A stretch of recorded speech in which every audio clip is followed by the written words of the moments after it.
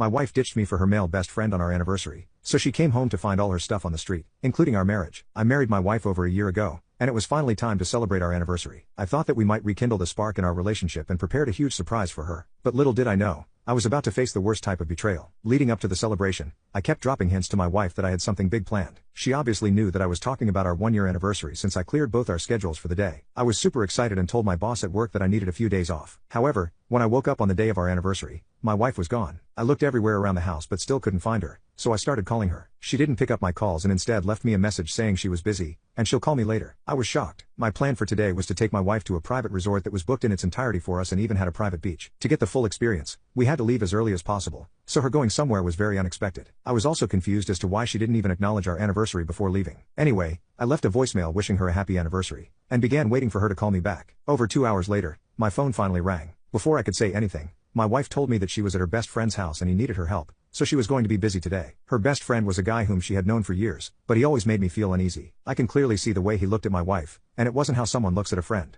But despite my many arguments, my wife never believed me and kept hanging out with him. Still, to think that she would ditch me on our special day to go and spend time with him, I was understandably furious. I clearly told her that I wasn't okay with this, and that she needed to come home right away. To my absolute shock, she said she knew this would be my reaction, which is why she left before I woke up. Then she proceeded to say that she isn't coming home until tomorrow, and I just needed to come to terms with it. My best friend needs my help, which is more important than some stupid anniversary. That's the last thing she said before hanging up the phone, and all my calls after that went straight to voicemail. I couldn't believe this was actually happening. I had planned a really special surprise for my wife, but she would rather spend time with another man, and she even called it a stupid anniversary after I put in so much effort. It sucked, but I didn't know what kind of emergency this guy was in, so I decided to wait and see. A few hours later, I noticed that my wife's best friend had posted a photo on Instagram. It was a selfie of him chilling on the couch, and my wife was kissing his cheek. The caption of the post said, "Soulmates spending their special day together." I was horrified. I was over here alone, lamenting the fact that I just lost thousands of dollars on the private resort, and my wife was over there kissing another man. Was this the emergency that he needed help with? And it was so important that my wife bailed on our anniversary? The comments under their post asking if her husband was okay with this were rubbing salt in the wound. A whole year of marriage went down the drain, just like that. She didn't even bother hiding her lies anymore. I somehow managed to not break down crying,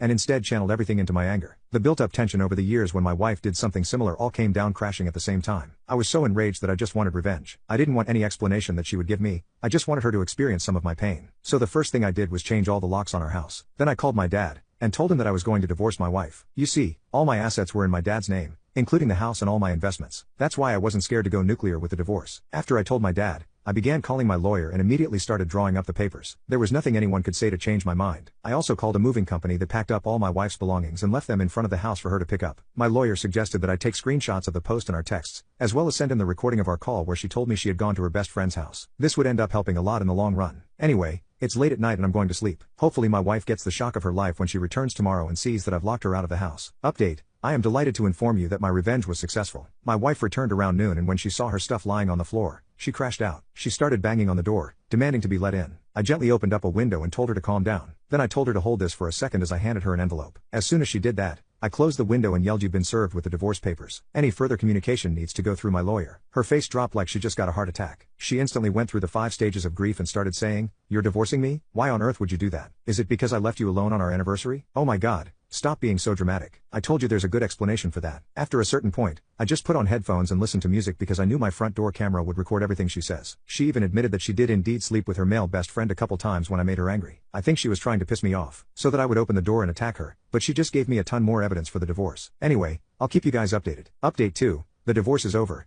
and things turned out even better than I thought. When I kicked my wife out, she asked her male best friend for help. He let her stay in his house and even accompanied her to all the court meetings. However, his facade of actually caring about my wife quickly faded. Both him and my wife were shocked to find out that I own no real assets except my 401k, which only had a few $1,000s in it. This basically meant that my wife was walking away after the divorce with nothing but the stuff I had left for her on the street. She broke down crying and tried to hug her best friend, but even I was surprised when he pushed her away. He yelled at her, "How can you be so dumb to not confirm that his money was eligible to be split in the divorce?" He said a lot more unsavory things, but I'll get to the bottom line. Basically, he was only messing with my wife because he thought she would inherit a large sum of money when she divorced me, and he would get to use that money whenever he wanted. Now that she was a single, poor woman with sense to her name, he had no more use for her. My wife's expression when she realized she had been used made my heart ache, but I was way past feeling sorry for her. I guess she really got what she deserved. I had already told her parents about the cheating, and they didn't want anything to do with her. She lost her loving husband who would have done anything for her, as well as her high-class life. Meanwhile, I'm on a vacation in Bali with my new girlfriend, and I don't regret anything.